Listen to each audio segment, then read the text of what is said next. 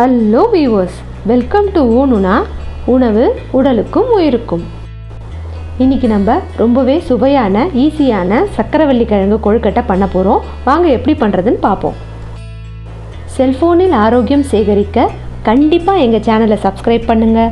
சுட சுட பசியார பெல் பட்டனையும் ப்ரெஸ் பண்ணுங்கள். கொழுக்கட்டைக்கு தேவையான பொருட்கள் உங்கள் ஸ்க்ரீனில் தெரியுது, டிஸ்கிரிப்ஷன்லேயும் கொடுத்துருக்கோம், பார்த்துக்கோங்க. கொழுக்கட்டை செய்யறதுக்கு 1 கப்பு அரிசி மாவு, கொஞ்சோண்டு உப்பு, வெதவெதப்பான தண்ணி கலந்து மாவு பிசைஞ்சிக்கோங்க. இது ஆவியில் வேக வைக்கிற ஸ்நாக்ஸுன்றதுனால சின்னவங்கலேருந்து பெரியவங்க வரைக்கும் யார் வேணாலும் சாப்பிட்லாம், வயிற்றுக்கு ஒன்றும் பண்ணாது.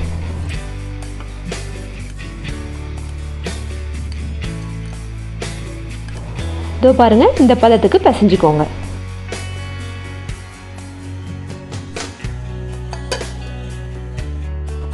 ஒரு குக்கரில் சக்கரவள்ளி கிழங்கு முழுகிற அளவுக்கு தண்ணி ஊற்றி உப்பு போட்டு வேக வச்சுக்கோங்க. சக்கரவள்ளி கிழங்கு வேகிறதுக்கு 4 விசில் விட்டுக்கோங்க.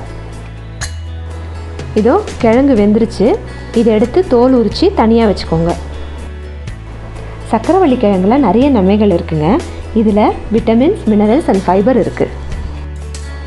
இதில் இருக்க ஆன்டி ஆக்சிடென்ட் உங்கள் நோய் எதிர்ப்பு சக்திக்கும் விட்டமின் ஏ கண் பார்வைக்கும் உதவுது. சக்கரவள்ளி கிழங்கு உங்கள் வயிற்றுக்கு ரொம்ப நல்லதுங்க. மலச்சிக்கலை தவிர்க்கவும் உதவுது.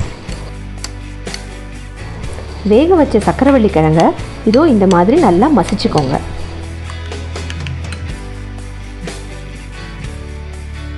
இப்போ ஒரு வாணலியில் 2லேருந்து 3 ஸ்பூன் வெல்லம் சேர்த்துக்கோங்க. கொஞ்சமாக தண்ணி சேர்த்து வெல்லத்தை நல்லா கலந்து விட்டுருங்க. இது எந்த பாகு பதத்துக்கும் வர வேண்டாங்க, கரைஞ்சா போதும்.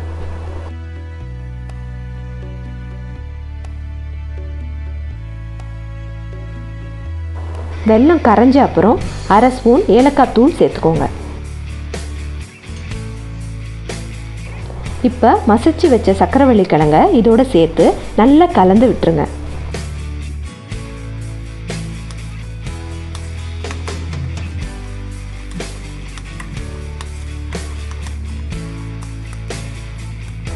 எல்லாம் கலந்து வரும்போது துருவி வச்ச தேங்காவை சேர்த்துக்கோங்க.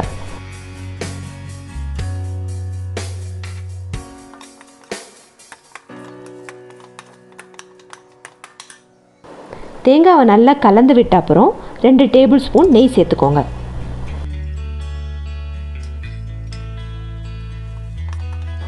மீடியம் ஃப்ளேமில் இது எல்லாத்தையும் சேர்த்து ஒரு 2 நிமிஷம் கலந்துக்கோங்க.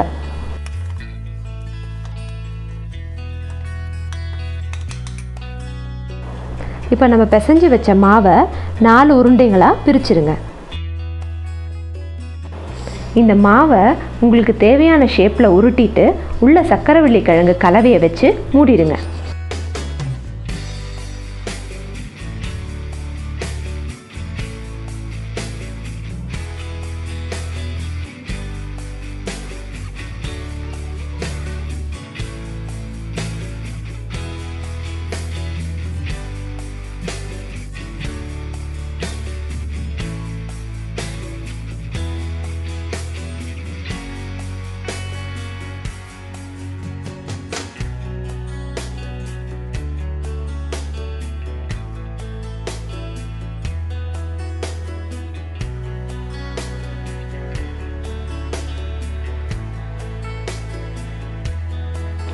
பிடிச்சு வச்ச கொழுக்கட்டையை வைக்கிறதுக்கு முன்னாடி இந்த மாதிரி தட்டிலையோ இல்லை இட்லி தட்டிலையோ கொஞ்சமாக நெய் தடவிக்கோங்க.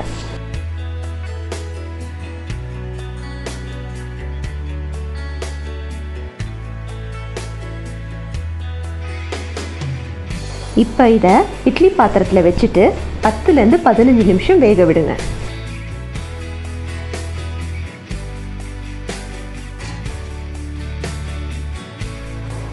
இதோ நம்ம கொழுக்கட்டை வெந்துருச்சு பாருங்கள். இப்போ இதை இறக்கிடலாம்.